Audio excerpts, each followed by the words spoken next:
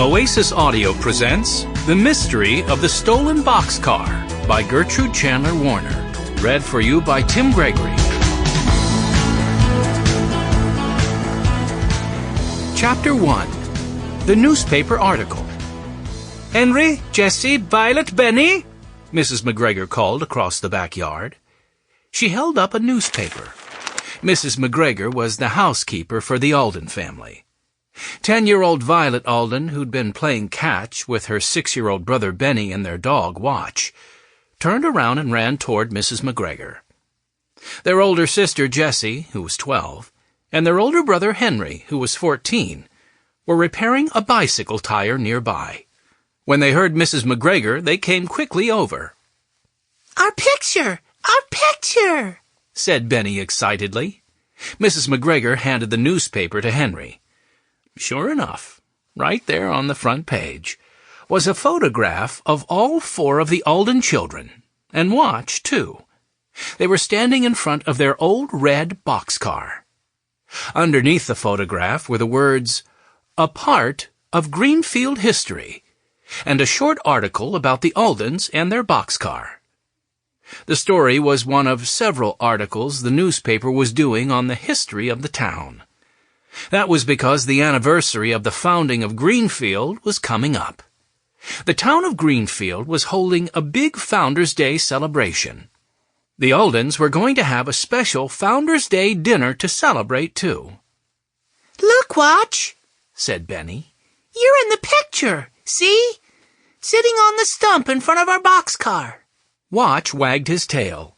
"Let's take this photograph and put it up in our boxcar," suggested Jessie. "May we have the newspaper, Mrs. McGregor?" "Grandfather's not home," Violet pointed out.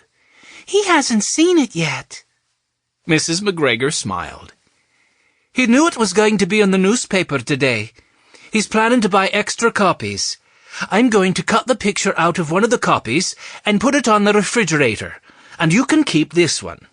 "Thank you," said Jessie. "Don't forget, I need you to go to the grocery store for me a little later," Mrs. McGregor reminded them. "We won't," promised Henry. "I'll get some scissors so we can cut the picture and the article out," said Violet. "And some tape, too," Henry said.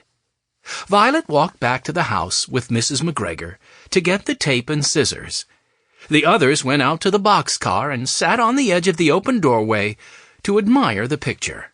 "They even put Watch's name in," Benny said, smiling. "We're all famous." When Violet came back, she carefully cut out the picture and the article, and they put it up in a place of honor on the door of the boxcar. Anyone who came into the boxcar could see the photograph right away. Jessie returned the rest of the newspaper to the house. As she walked back toward the boxcar, she saw a shiny yellow taxicab pull into the driveway by the house. A thin man with an enormous mustache that curled up at the ends got out of the cab. "Little girl," he called. "Little girl, come here. Where is your grandfather?"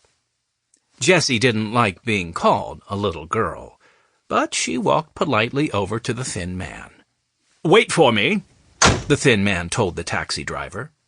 When Jessie reached him, he repeated, "Where is your grandfather? I must speak to him."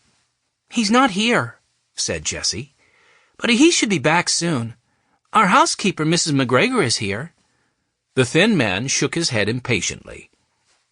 She won't do. She won't do at all." He looked around the Aldens' yard. Then he stopped. He stared. A smile lit up his face. The ends of his mustache seemed to quiver like the whiskers on a cat. "Ah," he said. "There she is." "Who?" Jessie looked around expecting to see Mrs. McGregor or Violet, but she saw no one. "An excellent, excellent specimen. A real collector's item. And I, little girl, am a collector." Jessie still didn't know what the man was talking about. "My name is Jessie," she said. "Oh, yes, Sample complete. Ready to continue?